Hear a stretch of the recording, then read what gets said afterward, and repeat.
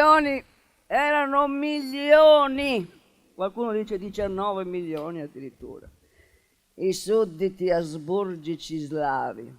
Ma paziente, pacifica razza che ha sommerso l'impero, il vecchio e miope impero. Mio padre, essendo io figlio di un commerciante di stoffe, le cui stoffe fasciavano indifferentemente le sottili vite delle dame in magiare, quelle più opulenti delle mogli di ufficiali cechi o slovacchi, o fornire le stoffe dei corsetti che mettevano in risalto le carnagioni vellutate delle ricche rampolle delle famiglie dalmate, croate, italiane, fui educato alla tolleranza, al pluralismo delle idee e delle opinioni, al profondo rispetto per le altre nazionalità e lingue. La guerra è bella per chi la combatte. Ma chi ha detto tanto? Il vate. Potevo immaginarmi. Il carso dai fiumi misteriosi beve sangue e ne fa una rossa corrente sotterranea, come un sanguigno timavo che sbocca come una piena di gloria nel promesso avvenire. Promesso avvenire, per questo siamo ridotti così qua, a aspettare un tocco di pane dalla umana carità. Tocco di pane.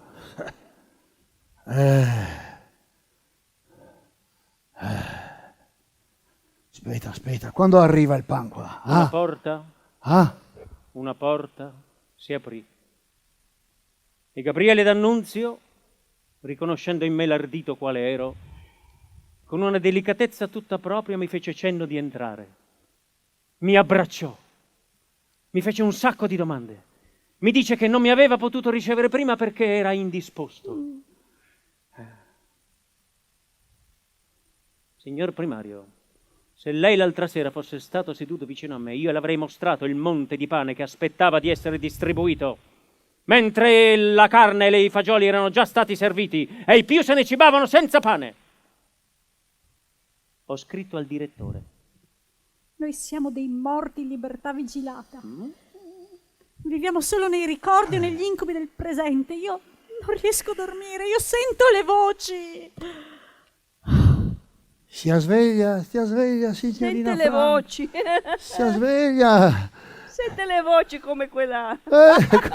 Anche quell'altra, quella francese vestita da militare, sentiva le voci e poi finì sul rogo per volere dei cardinali, dei vescovi che non sapevano ancora che era santa. Francesi. Te li raccomando. E anche i fiumani, Gnampoli, Polastri che non hanno capito niente. Hanno atteso le truppe di occupazione francese al grido di Vive la France! E cosa gli hanno risposto gli ufficiali francesi? Vive la Jugoslavie! Dunque, le signore di Fiume.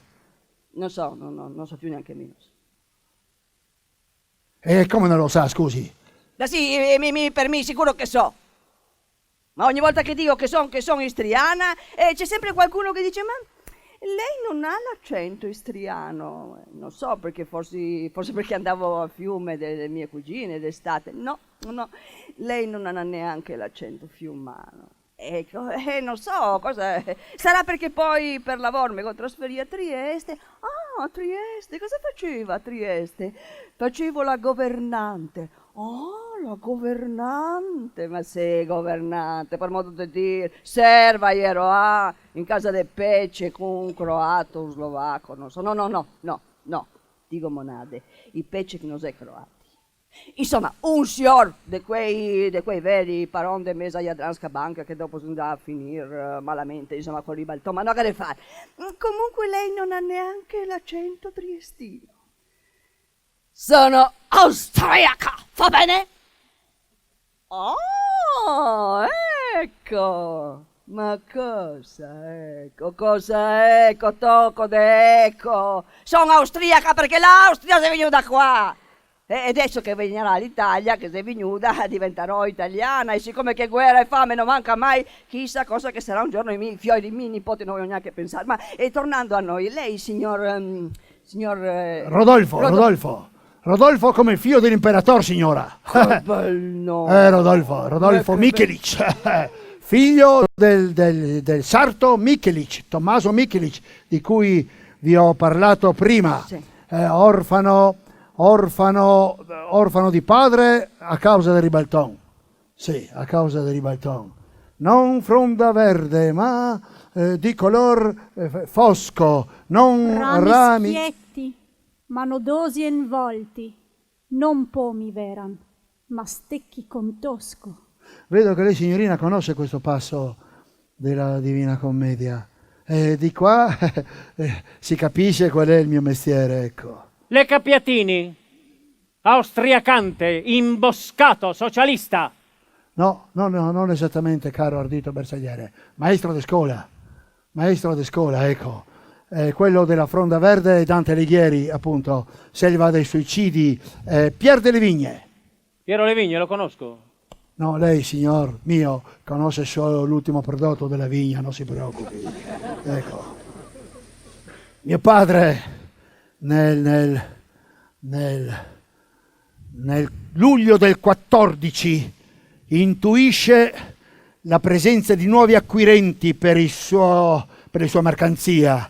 Allora abbandona le signore, le ricche signore della borghesia imperiale triestina, ecco, per carpire i giovani ufficiali dell'imperiale regio esercito, e degli scaffali del negozio di Corsia Stadion spariscono velluti, sete, per essere rimpiazzati da robusti feltri, delle divise che servivano di coprirsi di gloria e di sangue nelle trincee della Galizia.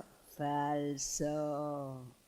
Il mio Nini contava che in Galizia nel 14 era agosto, caldo, e loro avevano i cappotti coi polisi che li pizzicavano in cappotto in agosto. L'impero ordinato ed efficiente vale. Anche per questo si è andato tutto a Remengon, sa. Ci voleva il comandante. Quando tutto va a rotoli e si disfa e nessuno sa più cosa fare, dove andare, ci vuole il comandante, il duce, il vate! Il vate. Tutta colpa degli Enin. Che fare? Diceva il russo rosso. E noi cosa dovevamo fare? Dall'ebbrezza e dal delirio nati dall'illusione della guerra lampo alla realtà del macello. Ai russi rossi la rivoluzione era riuscita, ma noi no.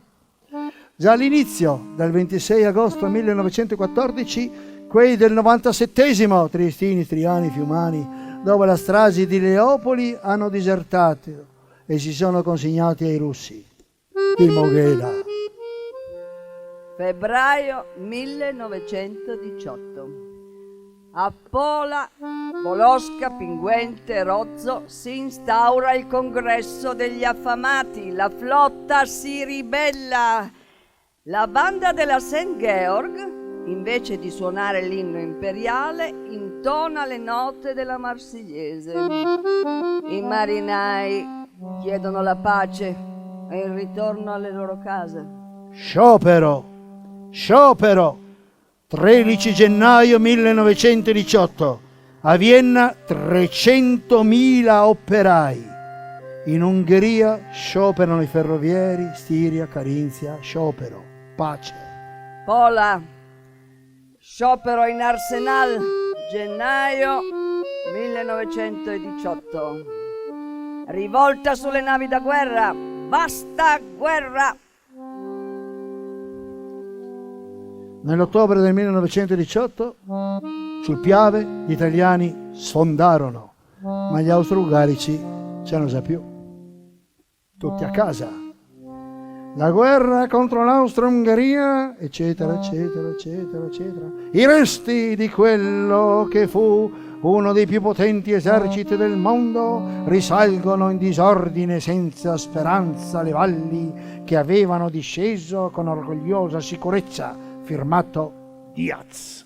Ed Annunzio, salve, o Trieste gentile, salve. Adriaca, forte sirena, salve. A te i cantici denotrio, ribelli.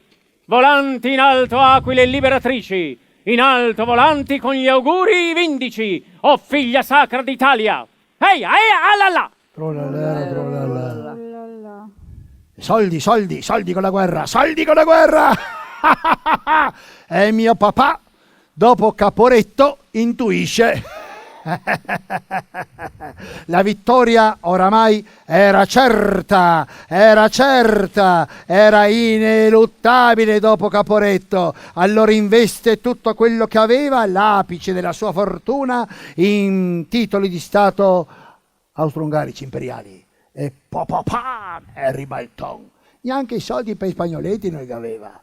È lui che non fumava spagnoletti perché gli diceva che era troppo popolare, fumava solo che sigari. Neanche i soldi per i spagnoletti non li aveva. Maestro, aveva una sigaretta. Ma cosa sigaretta? Una La sigaretta.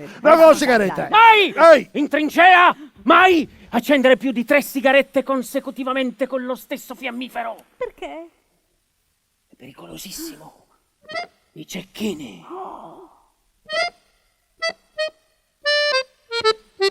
Mamma, non piangere se c'è l'avanzata, tuo figlio è forte, paura non ha.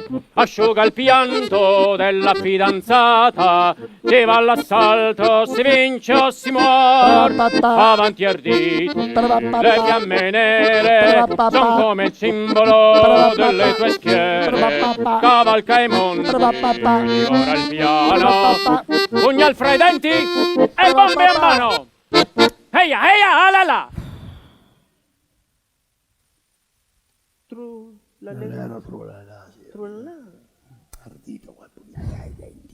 La sera del ribaltone, mio papà ci disse: stasera ceniamo al ristorante.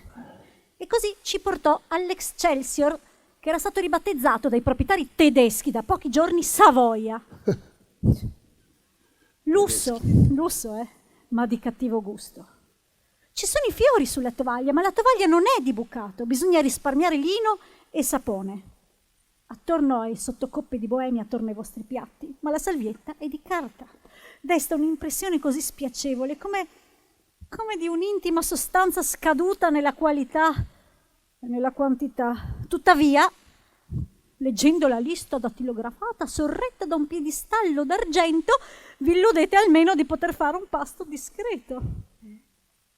Qualche cucchiaiata di acqua calda con 3 legumi dentro, un pezzetto di gelatina dal gusto e dalla consistenza indefinibili, 4 centimetri cubici di carne immersi in una poltiglia d'orzo, qualche prugna bollita, niente pane, un caffè fatto di surrogato di caffè e un'ampollina di vino acido.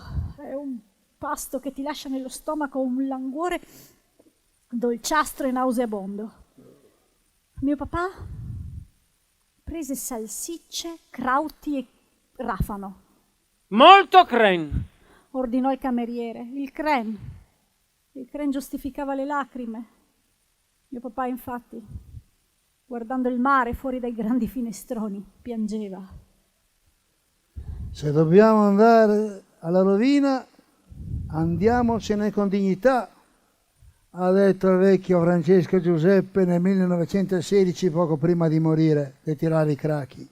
Anche mio papà, quella sera si andava in studio e si tirò una balla di revolver in la testa, con dignità.